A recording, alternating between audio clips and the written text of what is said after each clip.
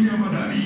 Inilah HAM 106 FM dimancarkan dari Komplek Ruko Mega Legenda 2 Blok A2 nomor 19 sampai 22 Batam Center, Kota Batam, Kepulauan Riau, Indonesia. Sesaat lagi kita akan masuk pada program Kajian Muslimah. Dari studio kami ucapkan selamat mengikuti HAM FM, Radio Dakwah Islam. Bismillahirrahmanirrahim. Assalamualaikum warahmatullahi wabarakatuh. Alhamdulillah wassalatu wassalamu ala Rasulillah wa ala alihi wa sahbihi wa mawalah wa la hawla wa la quwata illa billahi wa ba'du. Alhamdulillah, segala puja dan puji hanya milik Allah subhanahu wa ta'ala. Salawat dan juga salam kita hadiahkan kepada Rasul kita Nabi besar Muhammad sallallahu alaihi wa ala alihi wasallam.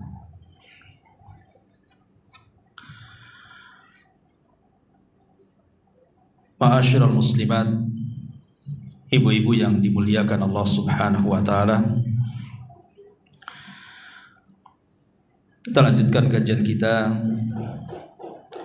masih membahas kitab Fawaidul Fawaid karya besar Al-Imam Ibnul Qayyim Al-Jauziyah rahimahullahu ta'ala. Satu kitab yang menyelami samudra hikmah dan lautan ilmu, menggapai puncak ketajaman batin menuju Allah subhanahu wa ta'ala. Dan pagi menjelang siang ini kita masuk pada bab keempat, kitab Allah subhanahu wa ta'ala yang tersurat dan juga yang terlihat. Ma'asyiral muslimat yang dimuliakan Allah subhanahu wa ta'ala, di dalam Al-Quran Allah memerintahkan hamba-hambanya untuk mengenal dirinya. Maksudnya mengenal Allah subhanahu wa ta'ala dengan dua cara. Pertama, dengan memperhatikan hasil-hasil rancangan Allah subhanahu wa ta'ala. Dan yang kedua, merenungkan dan mentadaburkan ayat-ayat suci Al-Quran dan juga hadis-hadis Nabi sallallahu alaihi wa ala alihi wasallam. Adapun cara yang pertama terkait dengan apa yang terlihat, maksudnya yang kita bisa saksikan di sekitar kita, dengan melihat alam semesta baik ke atas, ke bawah, ke samping, kiri, kanan, depan, belakang. Sedangkan cara yang kedua terkait dengan ayat yang terdengar, tertulis dan dapat dipahami maksudnya, kitabullah dan sunnah Nabi sallallahu alaihi wa ala alihi wasallam. Dari sini kita tahu dari perkataan mu'alif rahimahullahu ta'ala bahwa di alam semesta yang kita hidup di sini, saya, ibu-ibu, atau siapapun yang menyaksikan kajian ini, kita ini bukan hidup tiba-tiba hidup, tercipta tiba-tiba ada, tapi di sana ada yang menghidupkan kita dan ada yang menciptakan kita.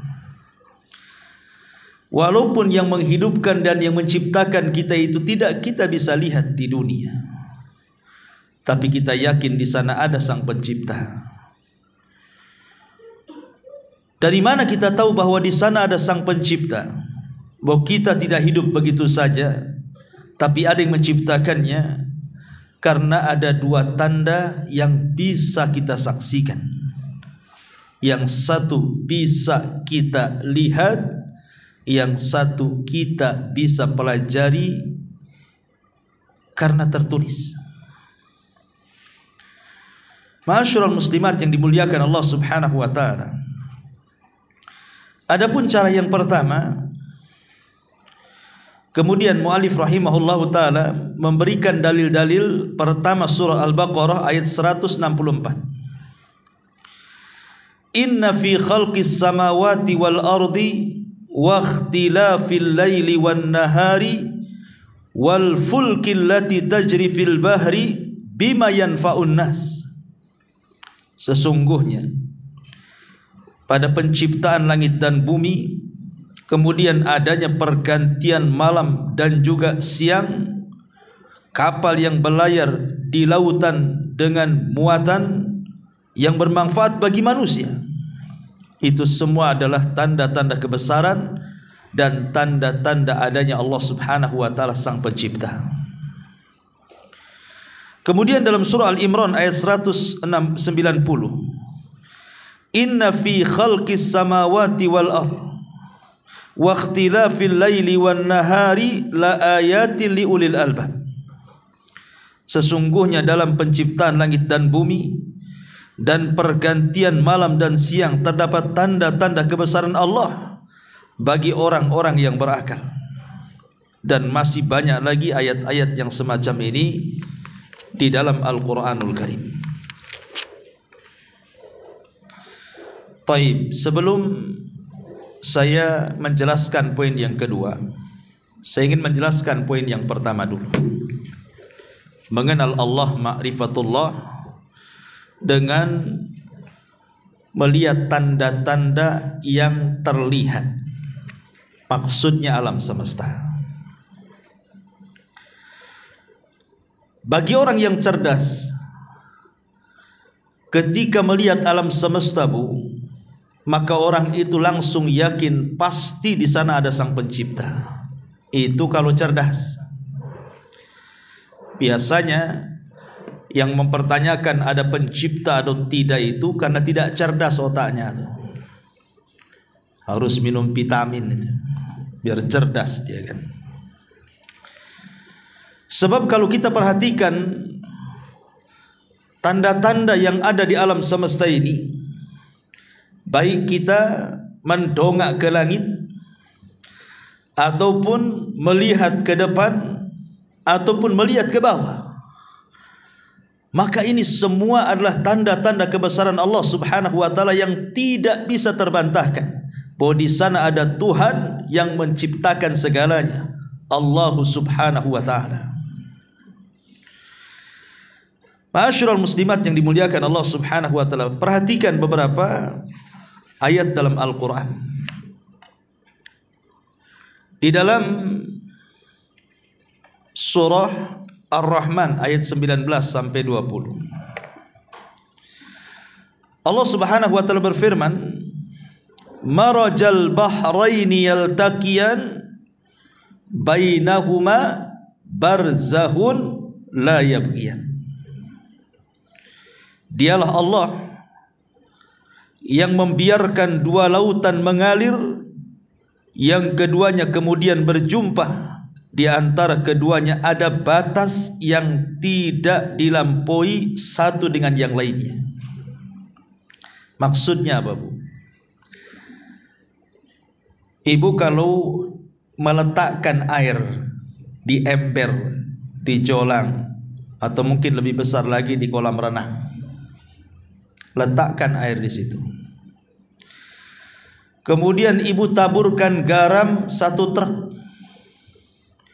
Kira-kira asin enggak tuh airnya? Asin lah, Bu. Asin semuanya.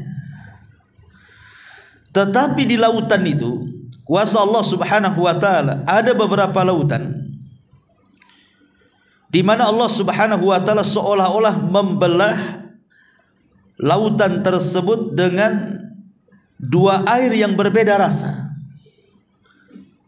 Padahal airnya itu nempel tuh, tidak ada penghalang satu dengan yang lainnya. Lautan sebelahnya rasanya asin, lautan sebelahnya rasanya tawar, padahal nyatu tuh Bu. Dan itu ada di lautan.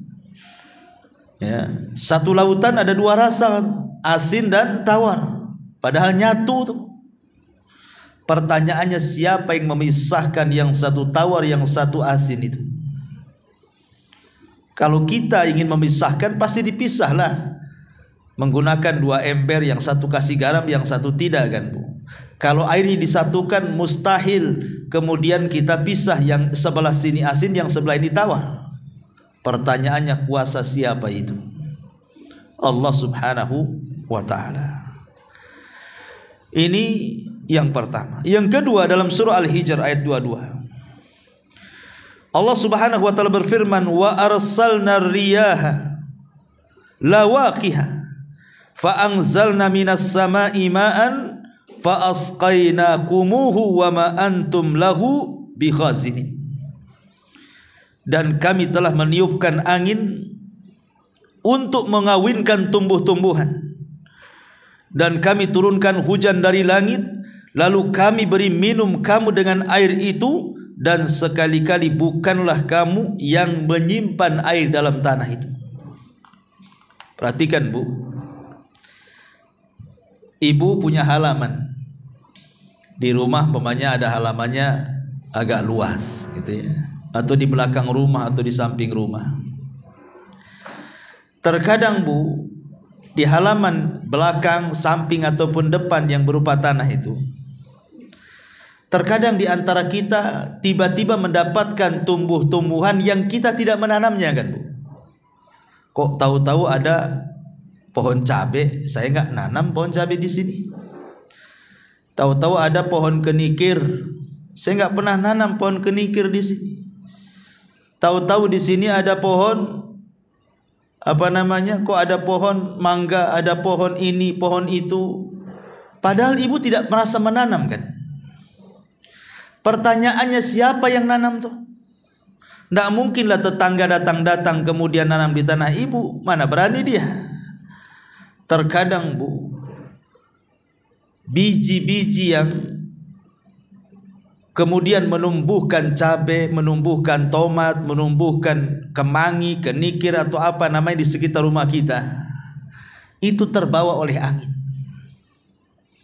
Angin yang membawa bibit-bibit itu, sehingga tiba-tiba tumbuh di sana, tumbuh di sini. Saya tidak pernah menanam, tahu-tahu tumbuh. Siapa yang membawa biji-biji, kemudian benih-benih itu lewat angin coba? Kalau bukan karena Allah subhanahu wa ta'ala. Ini satu yang disebutkan dalam surah Al-Hijr ayat 22. Kemudian yang kedua, saat turun hujan kemudian menimpa bumi, kemudian air itu mengendap di bumi, siapa yang mengendapkannya?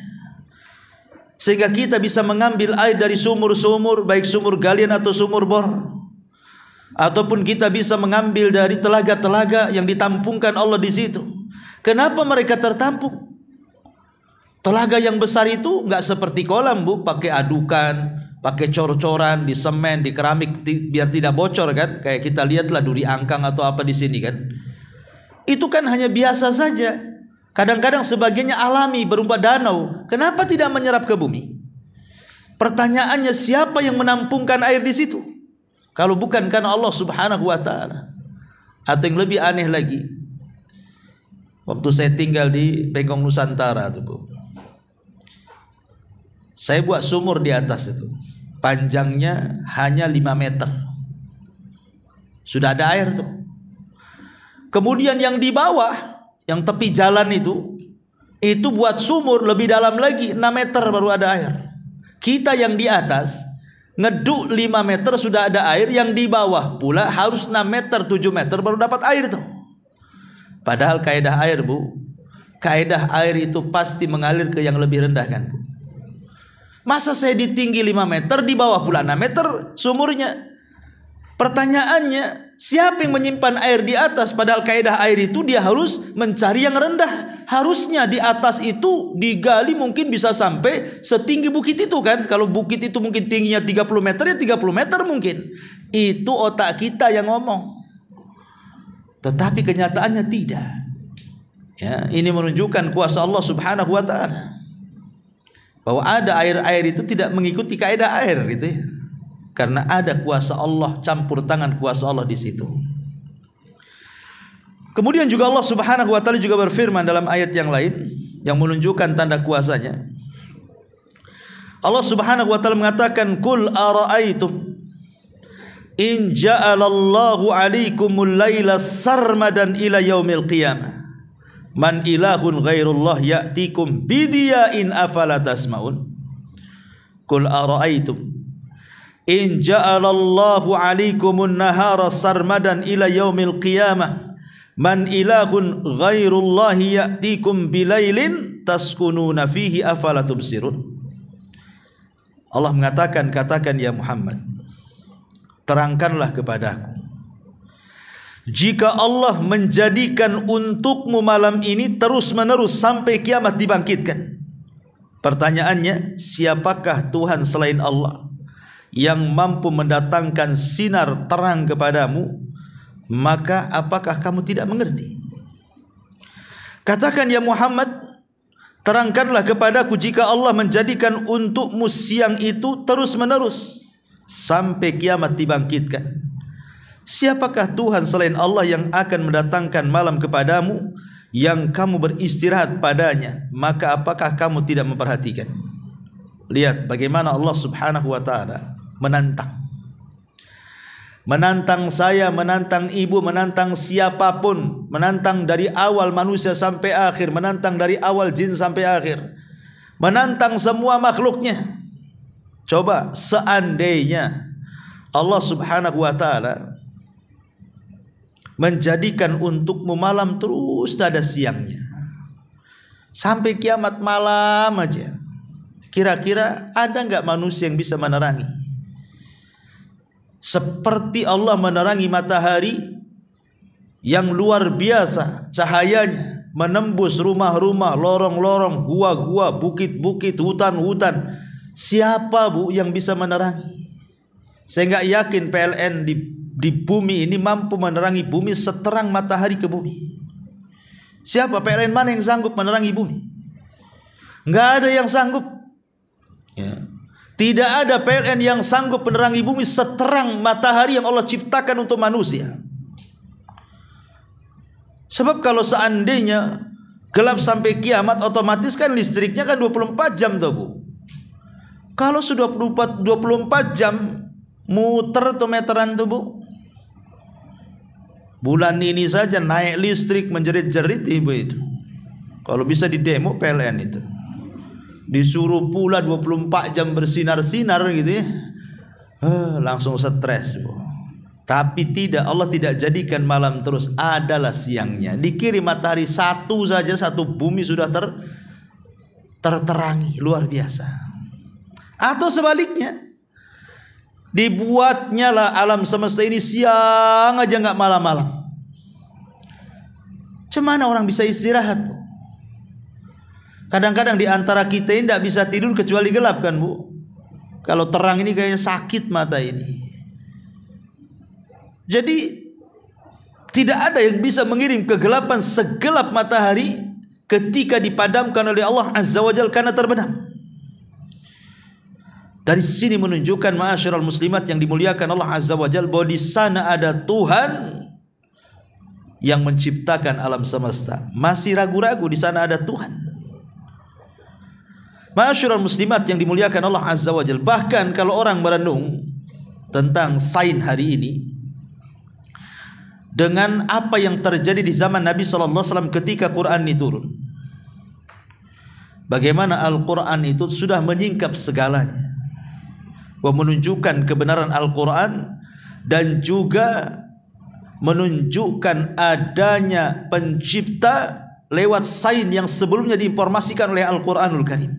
Contoh, Allah Subhanahu wa taala berfirman dalam surah Luqman ayat 10, khalaqas samawati bighairi amadin tarawnaha wa alqa fil ardi rawasiya an tamida bikum wa batha fiha min kulli dabbatin wa anzalna minas sama'i ma'an fa ambatna fiha min kulli zawjin karim. Dia menciptakan langit tanpa tiang sebagaimana kamu melihatnya, dan dia meletakkan gunung-gunung di permukaan bumi agar bumi itu tidak bergoyang, dan memperkembangbiakkan segala macam jenis makhluk bergerak yang bernyawa di permukaan bumi, dan kami turunkan air hujan dari langit, lalu kami tumbuhkan padanya segala macam tumbuh-tumbuhan yang terbaik. Ma'asyiral muslimat yang dimuliakan Allah Azza wa Jalla, jangan lu cerita langit, cerita gunung yang ada depan kita, Bu. Al-Quran 14 abad yang silam menceritakan tentang gunung. Bau gunung itu adalah pasak. Wal jibala autada. Begitulah Allah mengatakan dalam surah An-Naba. Dan kami jadikan gunung-gunung itu pasak. Sebagaimana di sini Allah mengatakan wa alqa fil ardi rawasiya an tamida bikum. Dia meletakkan gunung-gunung di permukaan bumi agar bumi tidak bergoncang karena adanya gunung. Di zaman Rasul tidak ada alat-alat kan, Bu. Kayak di zaman sekarang kan ada satelit, bahkan NASA dengan berbagai macam alat teknologi tingkat tinggi gitu ya, bisa meneliti ke kedalaman bumi, ke kedalaman lautan, sampai ke antariksa sana kan. Di zaman Nabi mana ada alat-alat itu. Tapi bagaimana Al-Quran sudah menjelaskan bahwa bumi itu tidak bisa bergerak karena ada pasaknya, dan pasaknya itu adalah gunung. Sains hari ini kemudian meneliti apakah gunung itu pasak atau bukan. Rupanya setelah diteliti memang betul-betul gunung itu pasak, di mana gunung yang tertancap ke bumi itu jauh lebih besar dan lebih panjang dibandingkan yang menjulang ke atas bumi. Karena pasak itu kan harus lebih dalam dibandingkan yang muncul kan, Bu. Kayak ibu buat patok gitu kan, buat pasak kemah. Kemudian ibu pukul, tentu yang masuk ke dalam bumi harus lebih dalam, lebih panjang dibandingkan yang muncul ke atas kan, Bu, supaya pasaknya kuat kalau diikat. Begitulah bumi. Dan setelah diteliti memang seperti itu. Jadi yang menancap ke dasar bumi itu lebih besar, lebih dalam, lebih panjang dibandingkan yang muncul ke permukaan. Ya, karena bumi itu dijadikan, gunung itu dijadikan pasak untuk bumi supaya bumi ini tidak bergerak. Dengan itulah kita bisa berjalan kaki, kita bisa naik kendaraan, kita tidak oleng, kita tidak doyong, kita tidak jatuh, kita seimbang. Pertanyaannya, siapalah yang menjadikan gunung itu pasak sehingga kita bisa berjalan seimbang? Kalau bukan Allah Subhanahu wa taala. Masih yakin di sana tidak ada Allah? Di sana ada Allah. Ma'asyiral muslimat yang dimuliakan Allah Azza wa Jalla. Ini dalam surah Luqman ayat 10. Kemudian Allah Subhanahu wa taala juga mengatakan, alam yaral ladzina kafaru anna as-samawati wal arda kanata ratkan fafataqnahuma wa ja'alna minal ma' kulla syai'in hayyin afala yu'minun. Dan apakah orang-orang yang kafir itu tidak mengetahui bahwasanya langit dan bumi keduanya dahulu adalah satu padu, kemudian kami pisahkan antar keduanya, dan dari air kami jadikan segala sesuatu yang hidup, maka mengapakah mereka tidak juga beriman? Mungkin ibu yang belajar fisika ya, pernah kita mendengar ada namanya teori Big Bang ya, bahwa alam semesta ini dulunya menyatu, kemudian terjadi ledakan, bang gitu ya, kemudian pecah. Lah sebelum ada orang yang kemudian membuat teori Big Bang, Al-Quran loh sudah menjelaskan langit dan bumi itu dulunya menyatu. Kemudian Allah Subhanahu wa taala belah sehingga Allah turunkan bumi ke bawah dan Allah naikkan langit ke atas. Karena pada dasarnya dalam Al-Quran itu ada 3 teori. Teori yang pertama namanya teori radkun, yang kedua fatkun, yang ketiga falkun namanya. Rotkun, fatkun, falkun. Pertama rotkun, berawal dari menyatu. Kemudian fatkun, terbelah dan terpisah. Kemudian falkun. Ya, setelah falak tumbuhlah segala sesuatu yang Allah Subhanahu wa taala kehendaki. Jadi munculnya teori-teori Big Bang hari ini itu sudah ada dalam Quran. Ya, tidak perlu kemudian kita umat Islam meneliti, kita yakin kebenaran Al-Quran itu, bahwa apa yang diceritakan dalam Al-Quran itu memang nyata.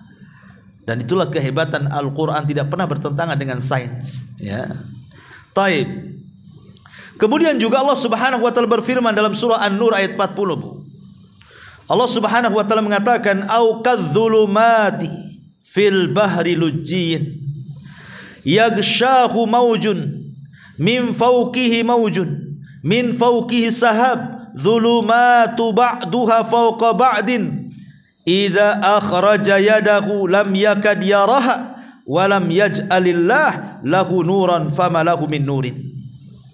Atau seperti gelap gulitanya di lautan yang dalam, yang diliputi oleh ombak, yang di atasnya ombak pula, di atasnya lagi awan, gelap gulita yang tindih menindih. Apabila dia mengeluarkan tangannya, tidaklah dia dapat melihatnya. Tidak pernah. Nabi SAW itu tidak pernah menyeberangi lautan itu.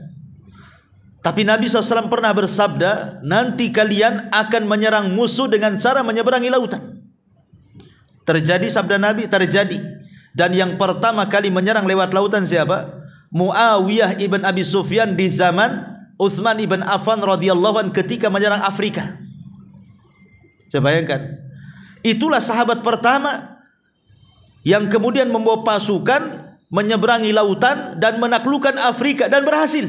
Di zaman Utsman ibn Affan radhiyallahu an, Utsman berhasil melebarkan kekuasaan sampai ke daratan Afrika. Tapi di zaman Rasul tidak pernah melihat lautan naik di atas perahu, tidak pernah.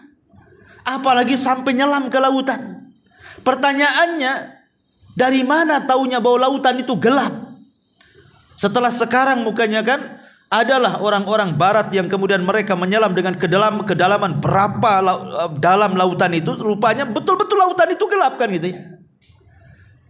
Maka kita tahu bahwa sekalipun Nabi SAW tidak pernah menyelam di lautan, tapi karena ada wahyu bahwa di dalam lautan itu gelap, maka sains hari ini membuktikan dan betul-betul memang gelap. Pertanyaannya, siapa yang menggelapkan lautan itu? Allah Subhanahu wa ta'ala. Di sana ada Tuhan yang menggelapkan dan menerangkan. Ya. Taib. Kemudian juga disebutkan dalam surah An-Nahl ayat 78. Allah Subhanahu wa ta'ala mengatakan, wallahu akhrajakum min butuni ummahatikum la ta'lamuna syai'a wa ja'ala lakumus sam'a wal absara wal af'idata la'allakum tashkurun. Dan Allah mengeluarkan kalian dari perut-perut ibu kalian dalam keadaan tidak mengetahui satu apapun, dan Dia memberikan kamu pendengaran, penglihatan, hati agar kamu bersyukur. Lihat Bu, ketika ibu saya atau siapapun keluar dari perut ibu kita kan Bu, kita kan tidak mengetahui apapun. Tengok bayi itu, coba tanya Bu, bayi itu paham nggak? Bayi itu nengok aja belum bisa. Kalau baru brojol itu matanya kan belum mampu melihat Bu. Dengan seiring waktu baru melihat, kabur, jelas, baru nengok uang jelas. Nah itu kan begitu Bu. Bayi juga mendengar sama. Ya. Tapi di sini Allah Subhanahu wa taala Bu, perhatikan ayat ini. Allah mendahulukan as-sam'a pendengaran, baru penglihatan, baru hati. Bukan melihat dulu baru mendengar, tetapi Allah dahulukan mendengar dulu baru melihat. Apa teorinya di sini Bu? Kenapa Allah Subhanahu wa taala mendahulukan mendengar dibandingkan melihat? Karena janin itu dia lebih dulu mendengar dibandingkan melihat. Bahkan sebelum lahir sekalipun, janin dalam perut ibu itu sudah mendengar, padahal belum melihat tuh. Bahkan brojol ke bumi saja belum melihat, tapi mendengar. Dan itu dibuktikan oleh pakar-pakar kesehatan kan. Para dokter, para pakar-pakar kesehatan, farmasi dan semacamnya membuktikan tuh bahwa bayi dalam perut itu, janin dalam perut ibu itu sudah mendengar walaupun tidak melihat. Makanya kenapa orang yang hamil itu kalau ngomong hati-hati Bu, itu didengar bayinya Bu. Kalau ibu hobi gibah, anaknya lebih hobi lagi nanti Bu. Karena udah biasa tuh, dia dengar hari-hari kan. Ibunya ngomong apa didengar sama anaknya tuh. Ya. Makanya ada sebagian ulama, kalau nggak salah di Palestina ya, saya pernah melihat di YouTube-nya itu tentang teori bagaimana anak itu mudah hafal Quran. Jadi dia menjelaskan teori tentang anak itu mudah menghafal Quran. Salah satu penjelasan beliau ini, seorang syekh di Palestina ini, dia mengatakan bahwa kalau anaknya ingin cepat dan mudah menghafal Quran saat kehamilannya, ibunya hendaklah suka baca Quran dan menghatamkan Quran. Ya. Kalau ibu yang sedang hamil itu terus membaca Quran, menghatamkan Al-Quran, minimal sebulan 2 kali atau 3 kali dia hatamkan Quran sampai 9 bulan gitu ya, maka anak itu sudah menyimpan separuh lebih daripada hafalannya, sehingga ketika anak itu lahir dia sudah ada rekaman tuh, sehingga belum genap balik saja insya Allah katanya dia pasti hafal Quran. Makanya lihat anak-anak Palestina itu kecil-kecil itu udah hafal Quran. Di Indonesia aneh, belum balik sudah hafal Quran. Di sana udah aneh. Ya wajar karena memang teori Al-Quran sendiri bayi di dalam perut ibu itu sudah mendengar. Makanya hati-hati kalau ngomong, hati-hati kalau ngobrol, hati-hati kalau berbincang, dan jangan suka mencaci, memaki, menggibah. Nanti itu ikut juga tuh anaknya. Nah, di sini penting kan, karena bayi itu mendengar dulu baru melihat. Ya, kalau ibunya suka ngaji, brojol anaknya alif ba ta Bu. Tapi kalau ibunya suka nyanyi, brojol ya joget-joget dia Bu ya. Dari sini menunjukkan bahwa bagaimana Allah Subhanahu wa taala menjelaskan bahwa ketika manusia lahir itu yang pertama diberikan pendengaran, baru penglihatan, baru hati, dan sekarang terbuktikan lewat sains, lewat ilmu kedokteran, ya kan? Ma'asyiral muslimat yang dimuliakan Allah Subhanahu wa taala. Kemudian juga Allah Subhanahu wa taala berfirman dalam Al-Qur'anul Karim, surah Al-Anbiya. Allah mengatakan, wa ja'alna fil ardi rawasiya an tamida bikum wa ja'alna fiha fijajan subulan la'allahum yahtadun. Dan kami telah jadikan bumi ini gunung-gunung yang kokoh agar ia tidak berguncang bersama mereka, dan kami jadikan pula di sana jalan-jalan yang luas agar mereka mendapatkan petunjuk. Lihat bagaimana Allah Subhanahu wa taala membentangkan bumi, kemudian meletakkan tempatnya sesuai dengan hajat manusia. Laut sebelah sini, gunung sebelah sini, hutan sebelah sini, jalan sebelah sini, pemukiman sebelah sini. Siapa yang mengatur itu? Allah. Sehingga tertata rapi gunung ini, tertata rapi lautannya, tertata rapi sawahnya, tertata rapi kebunnya, tertata rapi mukimannya, jalannya, mulai dari jalan besar sampai jalan kucing, sampai jalan tikus, ya kan? Ada semua. Coba, siapa yang ngatur-ngatur jalan sana sini, jalan sini? Apakah kemudian para arsitek-arsitek? Bukan, arsitek itu hanya meneruskan saja. Sebelumnya jalan itu sudah ada. Allah Subhanahu wa taala yang menentukannya itu, sehingga manusia dapat mendapatkan petunjuk jalan ke sana kemari, tahu dia jalan. Apalagi dengan perkembangan hari ini gitu ya, sampai sekarang sudah ada alat-alat macam-macam gitu. Ma'asyiral muslimat yang dimuliakan Allah Azza wa Jalla. Kemudian yang terakhir ya, jangan enggak usah banyak-banyak contoh, enggak selesai-selesai kalau kita bicara contoh-contoh kekuasaan Allah tuh. Terdapat bagian-bagian yang berdampingan, dan kebun-kebun anggur, tanaman-tanaman dan pohon korma yang bercabang dan yang tidak bercabang disirami dengan air yang sama, kami lebihkan sebagian tanaman-tanaman itu atas sebagian yang lain tentang rasanya. Sesungguhnya pada yang demikian itu terdapat tanda-tanda kebesaran Allah bagi orang-orang yang berfikir. Perhatikan bu ayat ini. Di antara tanda-tanda kuasa Allah Subhanahu wa taala adalah Allah membuat cita rasa dalam buah-buahan itu dengan beraneka ragam rasa. Terkadang depan rumah kita kan, mungkin sebagian kita adalah pohon mangga, pohon jambu, jambu air, jambu kelutuk tuh, jambu apalah kan. Yang jelas adalah buah-buahan depan rumah tuh. Hujan, mulai kemudian terairi dengan air hujan itu. Airnya sama, mengaliri pohon yang sama. Kemudian pohon ini tumbuh buah-buahan. Setelah jadi buah-buahnya itu kemudian menjadi kuning, ranum, siap dipetik. Kemudian kita membelah satu buah dengan buah yang lain. Terkadang ada perbedaan rasa, padahal satu pohon itu. Ya dialiri dengan aliran air yang sama, hujan yang sama. Ketika kemudian pohon itu sudah berbuah, dalam satu pohon saja bisa beda-beda tuh rasanya bu. Padahal satu pohon, ada yang manis, ada yang tawar, ada yang kecut, ada yang nano-nano, ya macam-macam kan bu. Itu satu pohon tuh. Pertanyaannya siapa loh yang ngasih rasa pada setiap buah dalam satu pohon sementara dialiri dengan aliran yang sama? Kalau bukan Allah Subhanahu wa taala, manusia aja tidak bisa melakukan itu. Ya, nyuntik asam ke buah sini, nyuntik manis ke buah situ, mana bisa manusia melakukannya? Belum lagi warnanya yang berbeda, belum lagi bentuknya yang berbeda, belum lagi macam-macam yang berbeda.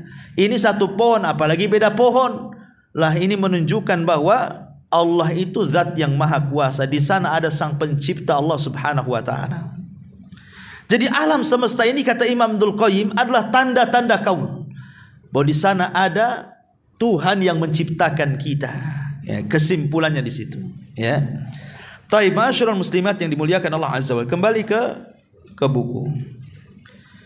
Kemudian kata beliau, bentuk ma'rifatullah yang kedua. Kalau tadi yang pertama kan melihat alam semesta dengan berbagai macam ragam keanehan, kekuasaan, keajaiban yang menunjukkan di sana ada Tuhan yang menciptakan Allah Subhanahu wa taala. Yang kedua ma'rifatullah yang kedua adalah disebutkan dalam firman Allah Azza wa Jalla, afala yatadabbaruna al-Qur'an. Maka tidakkah mereka menghayati, mendalami Al-Qur'an? Afalam yatadabbaru al-qaula. Maka tidakkah mereka menghayati firman Allah? Kitabun anzalnahu ilaika mubarakun liyadabbaru ayati. Kitab Al-Quran yang kami turunkan kepadamu penuh berkah agar mereka menghayati ayat-ayatnya. Maksudnya begini. Okelah, kita sudah bicara soal tanda-tanda alam. Dan tanda-tanda alam itu menunjukkan kebesaran Allah. Dari kebesaran Allah menunjukkan adanya Allah, adanya Tuhan yang menciptakan alam semesta ini. Bahwa alam semesta tidak tercipta begitu saja, tapi ada yang menciptakannya. Ada yang menciptakan gunung dengan besar kecilnya, dengan tinggi pendeknya, dengan curam tidaknya. Ada yang menciptakan lautan dengan beragam macam ikan, warna bentuknya. Ada yang menciptakan hutan dengan berbagai macam pohon, buah dan begitu seterusnya. Bahwa di sana ada sang pencipta selain Allah. Baik tanda-tanda bergerak yang kita bisa lihat, perpindahan malam ke siang, siang ke malam, atau tanda-tanda yang tidak bergerak yang kita bisa lihat seperti langit yang menjulang, gunung yang menjulang, bumi yang kita pijak, bahkan termasuk badan kita. Afa wa fi anfusikum afala tubsir. Dalam badan kita ini ada tanda-tanda kuasa Allah Subhanahu wa taala bagi orang yang berfikir. Ingat, bagi orang yang berfikir. Coba ibu ngaca sebentar saja, tidak usah lama-lama, 5 menit aja dikaca. Bayangkan kalau ibu punya hidung di atas kepala, kira-kira cantik nggak? Nggak akan mau orang lamar ibu tuh. Ibu kaya tapi hidungnya di kepala, jadi mukanya nggak punya hidung tuh. Dicari hidungnya mana? Kok nggak ada? Itu tuh di atas di ubun-ubun tuh Ustaz katanya. Saya kira ndak ada ikhwan yang ngelamar ibu tuh walaupun kayak gitu. walaupun kaya kan Bu, tapi Allah letakkan hidung di situ, nampaklah dia cantik. Ya. Kemudian mata pula betul di situ. Coba kalau mata didengkul Bu, lihat matamu tuh didengkul tuh katanya. Nggak ada orang susah mau mandang, susah lah Bu. Kalau mata diletakkan di bawah, nggak bisa kita lihat pemandangan itu. Nggak bisa. Kalau lihat pohonnya, lihat batangnya aja tuh. Nggak lihat atasnya kan Bu. Subhanallah. Ya. Allah sudah meletakkan loh dalam diri kita saja ada tanda-tanda kuasa Allah. Siapa yang meletakkan mata di situ? Hidung di situ, telinga di situ. Kemudian ada tempat yang lembab-lembab, ada yang kering, ada darah berbagai macam warna, ada persendian sampai Nabi SAW mengatakan ada 360 persendian kata Rasul. Padahal sudah pernah ngitung-ngitung tuh sendi-sendi. Dari mana alat ngitung sendi? Tapi sekarang kan sains membuktikan memang badan manusia itu 360 sendi kan Bu. Lah itu menunjukkan ada kuasa Allah sebenarnya di situ. Itu tanda-tanda kaun. Sekarang tanda-tanda syar'i maksudnya ayat Al-Quran. Ayat Al-Quran itu adalah tanda-tanda kuasa Allah. Bahwa di sana ada Tuhan yang menciptakan kita. Salah satunya ada firman-Nya. Bahwa Allah Subhanahu wa taala bicara. Allah itu bicara dalam firman-Nya, dan Quran itu adalah firman Allah Azza wa Jalla, kalamullah. Yang menunjukkan Al-Quran itu kalamullah. Karena sampai hari ini tidak ada yang sanggup menandingi Al-Quran. Al-Quran yang menantang, datangkan satu surat, datangkan satu ayat, datangkan beberapa surat dalam Al-Quran. Bahkan Allah mengatakan fad'u syuhada'akum, panggil orang-orang cerdas sekalian dari profesor jin dan manusianya berkumpul, rangkailah Quran dengan huruf hijaiyah yang kalian punya tuh. Maka Allah mengatakan fa illam taf'alu walan taf'alu. Dan jika kalian tidak mampu mengerjakan dan memang kalian tidak akan sanggup melakukan, kata Allah, fattaqun nar, takut dengan neraka. Jadi tidak akan sanggup. Kalau memang Al-Quran itu tidak ada yang sanggup merangkai, merancang sampai hari ini, berarti memang Al-Quran itu kalam Allah. Berarti kalau sudah ada kalam Allah, berarti ada zat Allah Subhanahu wa ta'ala yang menciptakan alam semesta. Ya.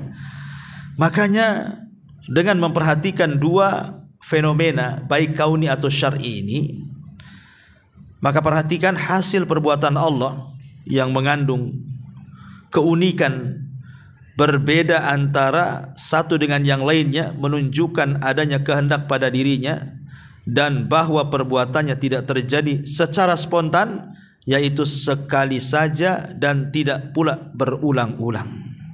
Dan ini kuasa Allah. Ya, kuasa Allah Subhanahu wa ta'ala. Taib. Lalu saya tidak akan baca semuanya ya, nanti ibu baca sendiri. Cuman saya akan berikan kesimpulan dari ini semua. Kenapa mu'alif rahimahullahu ta'ala ingin menjelaskan kepada kita tentang kitab Allah, kitab Allah yang tersurat atau yang terlihat. Seolah-olah mu'alif rahimahullahu ta'ala ingin mengatakan kepada kita bahwa di sana ada zat yang menciptakan kita, yang mengatur kita, yang menguasai kita, yang menghidupkan kita, yang mematikan kita. Maka sudah selayaknya zat yang menciptakan, yang mengatur, yang menguasai, yang menghidupkan, yang mematikan, yang memberikan rizki, sudah selayaknya untuk disembah. Sudah selayaknya untuk disembah. Berarti kalau di sana ada zat yang tidak sanggup menciptakan, menguasai ataupun mengatur, tidak bisa menghidupkan dan mematikan, tidak bisa berikan rizki, apakah zat itu pantas disembah? Tidak pantas disembah. Makanya Allah Subhanahu wa ta'ala dengan tegas mengatakan di dalam Al-Quranul Karim, walladzina tad'una min dunihi la yastati'una nasrakum wala anfusahum yansurun wa in tad'uhum ilal huda la yasma'u wa tarahum yanzuruna ilaika wa hum la yubsirun. Dan orang-orang yang kalian sembah dari selain Allah itu, mereka tidak sanggup menolong kalian, bahkan menolong diri mereka sendiri tidak sanggup. Jika kau seru mereka kepada petunjuk, mereka enggak akan dengar. Dan kau lihat mereka, dan engkau melihat mereka menyaksikan dirimu sementara mereka tidak punya pandangan. Mereka nampak melotot sama kita, sebenarnya mereka itu kosong, tidak memandang, sedang memandang kita. Namanya patung, berhala, pohon. Mereka lemah. La yastati'una lahum nasran wala anfusahum yansurun. Berhala itu tidak dapat memberikan pertolongan kepada penyembahnya, dan kepada dirinya pun mereka tidak dapat memberikan pertolongan. Kenapa demikian? Karena mereka zat lemah, tidak bisa menciptakan walaupun seekor lalat. Saya akan ceritakan beberapa kisah. Di zaman sahabat Nabi SAW, ada namanya Amr ibn Jamuh. Amr ibn Jamuh namanya. Punya anak namanya Mu'adz ibn Jamuh. Mu'adz ibn Jamuh ini masuk Islam dulu dibandingkan ayahnya Amr ibn Jamuh. Dan Amr ibn Jamuh itu tokoh besar. Ya. Jadi ketika Mu'adz ibn Jamuh ini ingin mendakwai bapaknya, tentu ijtihadiyah ya, jangan ditiru. Ya. Ijtihadiyah, ingin menyadarkan ayahnya. Jadi ayahnya itu kan menyembah berhala. Satu rumah itu berhala banyak. Orang jahiliyah itu kan kadang-kadang satu berhala itu bisa satu rumah itu bisa 5-6 berhala tuh. Ada berhala yang paling besar diletakkan di ruangan khusus gitu ya. Ada berhala yang di bawah itu diletakkan di mana, mungkin di ruang tamu. Ada berhala yang lebih kecil, bahkan ada berhala yang kecil nonet tuh Bu. Itu biasanya untuk di bawah safar gitu ya. Lah ada berhala itu yang paling diagungkan oleh ayahnya Amr ibn Jamuh ini. Jadi satu hari anaknya ngintai, bapaknya sedang pergi. Dia ambil pula berhala itu, dibawa ke belakang rumah, disungsepkan di parit. Jadi bapaknya ketika pulang mau menyembah berhala tuh, berhalanya hilang. Dicari, rupanya nyungsep berhalanya tuh di belakang rumah di parit. Ya. Diambillah berhalanya itu, dimandikan, disabuni, dikasih wewangian, ditaruh lagi di ruangan itu, kemudian disembah lagi. Gak kapok juga. Besoknya Mu'adz bin Jamuh datang lagi, bapaknya nggak ada tuh. Diambil lagi berhala itu, diangkat ke belakang rumah, disungsepkan lagi di parit. Jadi Amr ibn Jamuh datang lagi, diambil lagi berhalanya, dimandikan, kemudian diwangi-wangikan, diletakkan, disembah lagi. Asik gitu aja bapak sama anak tuh Bu. Jadi mungkin sudah geram nih Amr ibn Jamuh ini bapaknya. Kemudian dia mengatakan, siapa yang kurang ajar sama Tuhanku nih? Kemudian kata Amr ibn Jamuh kepada berhalanya, nanti kalau ada yang menghinakan kamu, kamu lawan, saya akan bekali kamu dengan pedang. Akhirnya berhala itu Bu diikatkan pedang di tangannya. Kemudian kata Amr ibn Jamuh, siapapun yang merendahkan kamu, tebas dengan pedang ini katanya. Kemudian dia pergi. Ketika akhirnya pergi, Mu'adz bin Jamuh datang lagi Bu. Nampaklah berhala itu gagah ada pedangnya. Namanya berhala, gak bisa apa-apa. Hidup pun tidak, apalagi mandang, dengar pun tidak. Diangkat sa pedang-pedangnya Bu. Kemudian dibawa ke belakang rumah, dicarikan bangkai binatang Bu. Diikatkan di perutnya, kemudian disungsepkan lagi di parit. Ya. Jadi ayahnya datang, kemudian melihat Tuhannya nyungsep di parit itu Bu, dengan diikatkan bangkai. Kemudian pedangnya masih terhunus di tangannya, diikatkan itu. Sekarang Amr ibn Jamuh tidak marah sama yang menghina dia. Sekarang dia marah-marahi berhalanya itu. Ya. Apa dia? Hei berhala katanya, engkau kan Tuhan aku. Aku sudah berikan kau pedang. Kenapa kau tidak tebas orang yang nyakiti kamu? Kenapa engkau pula yang sekarang ada di parit katanya. Jadi akhirnya dari situ dia tobat tuh. Amr ibn Jamuh tobat akhirnya. Karena berhalanya tidak bisa menolong dirinya sendiri. Tapi ini ijtihadnya siapa? Mu'adz bin Jamuh putranya.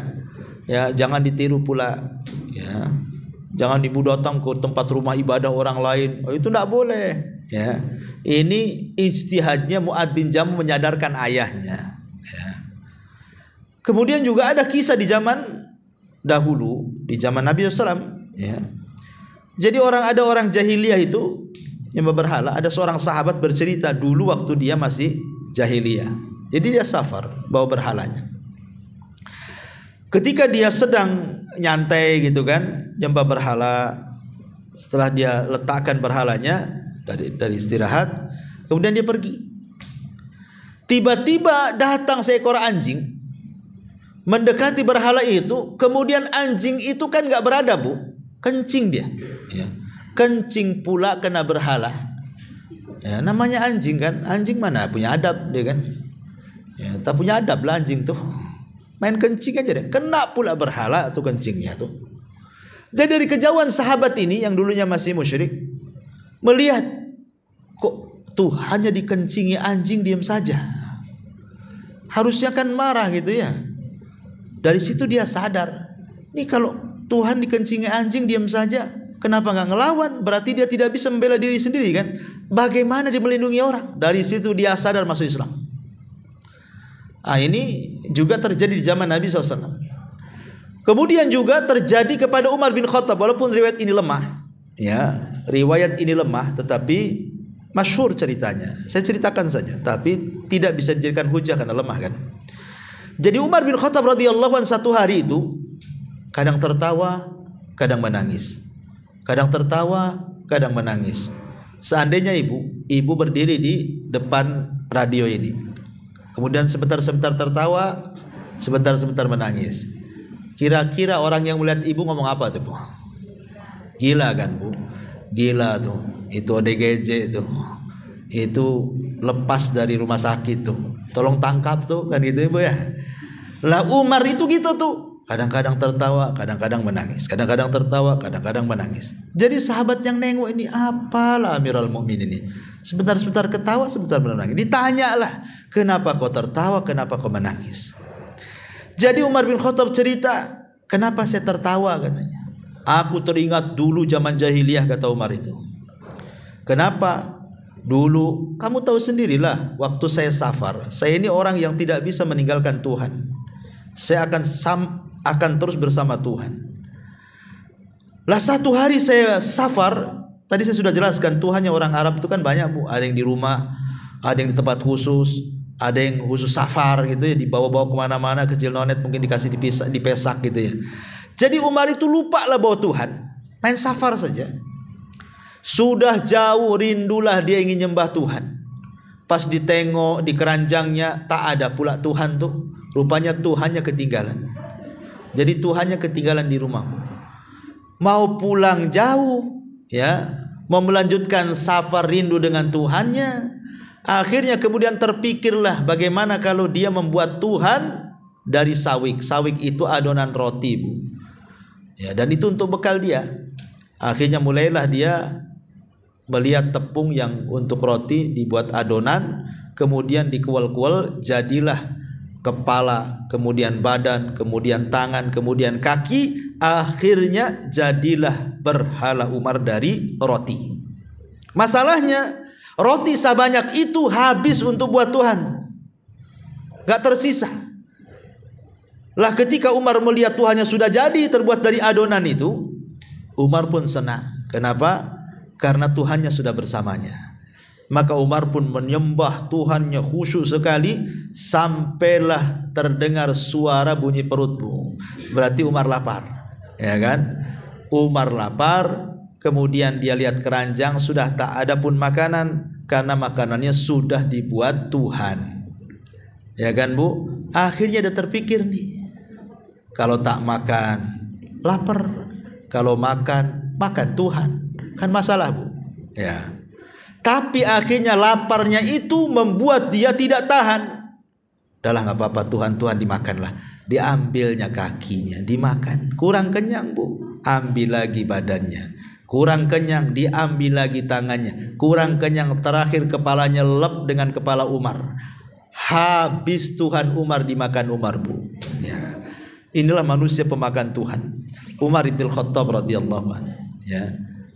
Makanya kata Umar, aku tertawa, jahilnya aku. Ya, lihat. Kalau memang Tuhan itu berkuasa, bisa menolong dirinya sendiri, kenapa dia tidak melawan Umar? Ya, ma'asyiral muslimat yang dimuliakan Allah Azza wa Jalla, ini contoh bahwa berhala-berhala selain daripada Allah itu mereka tidak sanggup untuk menciptakan, untuk mengatur, untuk menguasai, untuk menghidupkan, memberikan rezeki, apalagi memberikan pertolongan dan perlindungan. Ya, mustahil. Makanya banyak para humul khaliqun, am khalaqas samawati wal ard bal la yuqinun. Jadi ayat ini menceritakan tentang menyinggung berhalanya orang-orang musyrik. Apakah berhala orang musyrik dan bumi? Orang musyrik enggak yakin dengan keyakinannya. Ketika orang Zubair bin Mut'im ini meresapi ayat yang dibaca Nabi, apa kata dia? Hatta kada qalbi an yatir, hampir-hampir dadaku terbang. Bu, yang menyembah batu, ya, yang nyembah pohon, yang nyembah lembah itu, mereka nggak bisa dengar kan, Bu? Ngapain nyembah? Mereka dengar aja nggak gitu, apalagi mengabulkan. Oke lah, walau samiu, mereka mendengar, seperti mamanya jin, setan, mereka mendengar kan? Atau dukun, mereka mendengar. La mastajabu lakum, walau sami'u mastajabu lakum. Seandainya mereka mendengar, mereka tidak bisa mengijabah doa-doa kalian. Jadi percuma. Ya, kalau mereka enggak dengar, ya memang enggak dengar. Kalau mereka dengar, maka mintalah kepada Allah Subhanahu wa taala, zat yang telah mengatur, menguasai, menghidupkan, mematikan, dan begitu seluruh Allah Subhanahu wa taala. Wallahu a'lam bishawab. Mohon sisanya ibu baca sendiri di rumah. Itulah inti daripada kajian di pagi hari ini. Taib, sebelum saya hiatus sebulan beberapa kali kan, sesuai dengan hajat kebutuhan. Tapi kalau nafkah lahir seperti makan, itu kan hajat yang tidak bisa ditinggalkan. Minimal 1 hari 1 kali. Ya, saya aja kalau nggak makan 1 hari gemetar, Bu.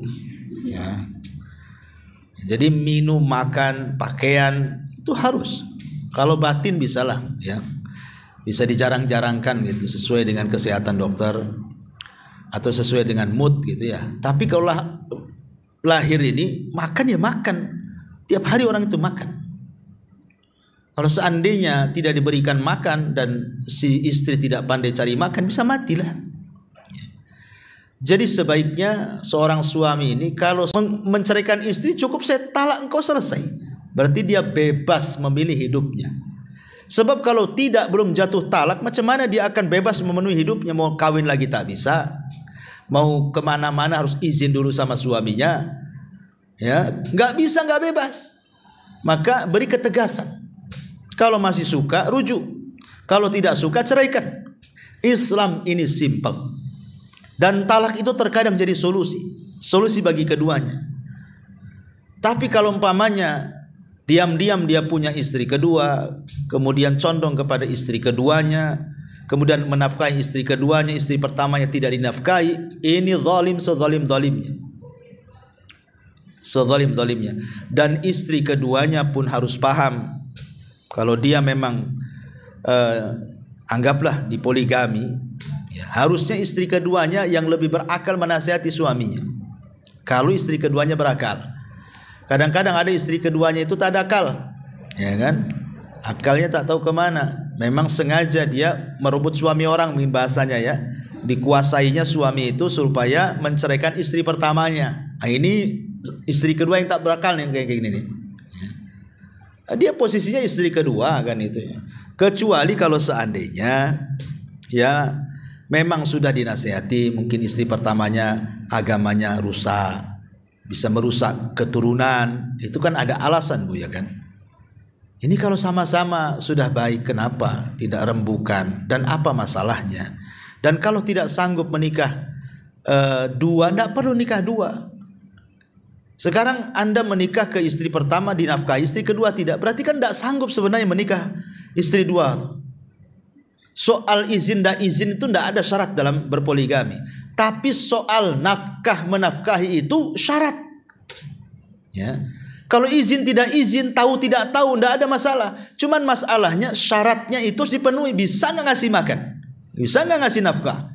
Lahir batin bisa nggak memenuhi itu semuanya? Kalau tidak sanggup jangan. Sebaiknya ya pilih salah satunya, biar yang diceraikan itu juga dia punya kehidupan sendiri, dia bisa melangkah sendiri, bebas ke sana kemari, ya tentu dengan diberikan hak-haknya. Karena terkadang suami ini nikah dengan istri kedua, istri pertama dizolimi. Dizolimi apa? Contoh nih, umpamanya seorang suami menikah dengan istri pertama dari tidak punya apa-apa, sama sekali tidak punya apa-apa, kemudian punya rumah. Otomatis kan rumah itu menjadi rumah gonogini, Ya, walaupun yang cari suami, tapi adanya rumah itu ketika menikah dengan istri yang pertama kan, Bu? Ya. Kemudian suaminya lagi nikah lagi. Ya, nikah lagi dengan orang lain umpamanya. Akhirnya kemudian rumah itu dijual untuk mendanai dia dengan istri keduanya kan? Kan ada tuh yang seperti itu. Lah ini kalau ada kasus seperti ini suaminya tidak punya akal. Bahwa kalau dia ingin menikah lagi, cari nafkah lain, bukan dari hasil dia dengan istri pertamanya. Karena ini akan menyakiti, kecuali kalau dia berbuat adil kan. Mungkin istri pertamanya ridho, ini sudah menzalimi istri pertamanya, sayang pula ke istri keduanya. Wah, sakitnya tuh di sini, Bu, ya kan? Jadi masalahnya di sini ini sudah melampau. Kalau memang cerita itu betul, pertanyaan itu betul, ya saya nasihatkan kepada suami yang seperti bertobat kepada Ta'ala. Di dunia ini kita cari tidak bergerak. Namun ada lagi di ayat lain seperti di surat An-Naml 88 bahwa gunung itu sebenarnya bergerak. Itu seperti apa? Ya, alhamdulillah. Tidak ada bertentangan antara gunung diam dengan bergerak. Pasak itu tidak mesti harus tidak bergerak. Ya. Pasak itu tidak mesti bergerak. Dia bisa bergerak untuk menstabilkan bumi yang terhampar. Bagaimana caranya? Allah ya buat cara sedemikian rupa. Ya, tidak melazimkan pasak tidak bergerak. Ya bergerak. Allah yang bergerakkan. Ya untuk apa? Ya tujuannya untuk menyeimbangkan bumi. Bagaimana sistemnya? Allah yang tahu. Ya, nanti pada hari kiamat justru pasak itu akan bergerak, tercabut, kemudian gunung akan lepas dan naik ke bumi, naik di atas bumi, kemudian akan membenturkan satu dengan yang lainnya. Dan Allah istilahkan ka'asfi ma'kul, seperti kapas yang berhamburan dihempas angin, yang tadinya beringan karena kuasa Allah. Ya, jadi bergeraknya tidak ada bertentangan dengan pasaknya. Pasak bisa bergerak, bisa tidak. Ya, dan itu kehendak Allah Azza wa Jalla untuk menstabilkan bumi. Bagaimana caranya? Allahu a'lam. Allah yang tahu. Kita ini tinggal menikmati saja, kita kesana kemari nggak oyong, nggak doyong, nggak oleng, ya kan? Enak aja jalan kaki kesana kemari. Nah, coba lihat ketika terjadi gempa vulkanik, gunung, ya bukan tektonik. Jadi kadang-kadang jangankan lagi kita, rumah yang gede aja roboh. Ya. Saya waktu ke Lombok itu masih ingat waktu ngasih donasi buat masjid di sana dan mengantarkan beberapa donasi kawan-kawan dari Kepri dan Singapura tuh. Itu masih terasa, Bu, naik pickup bawa minuman itu, ngasih yang di atas bukit itu. Masih terasa goyangnya tuh. Ah, itu udah was-was luar biasa. Was-was sampai ada tanah yang terbelah tuh. Sempet juga itu sopirnya memang boleh tahan lah. Tanah itu betul-betul terbelah di depan kita tuh di Lombok tuh. Tapi masya Allah gitu ya. Itu saja sudah ketakutan, padahal cuman berapa sekali, nggak besar itu. Tapi udah goyang sana goyang sini gitu. Udah terasa gitu. Itulah bumi kalau dicabut pasaknya tuh kayak gitu. Apalagi kalau sampai 7-8 sekian skala Richter yang kemudian menimbulkan tsunami kan. Ya sudah, kita lihatlah, saksikan bagaimana ribuan jiwa melayang. Tapi dengan kuasa Allah, adalah beberapa tempat itu masih Allah kokohkan dengan bumi, dengan gunung. Ya, soal kemudian pasak itu berjalan, gunung itu berjalan, artinya kan kalau gunung berjalan kan pasaknya berjalan tuh. Bagaimana caranya, bagaimana teorinya, Allahu a'lam. Ya, kita ini hanya menikmati saja. Wallahu a'lam. Taib, sampai di sini aja lah. Subhanallah bihamdika, asyhadu an la ilaha illa anta astaghfiruka wa atubu ilaik.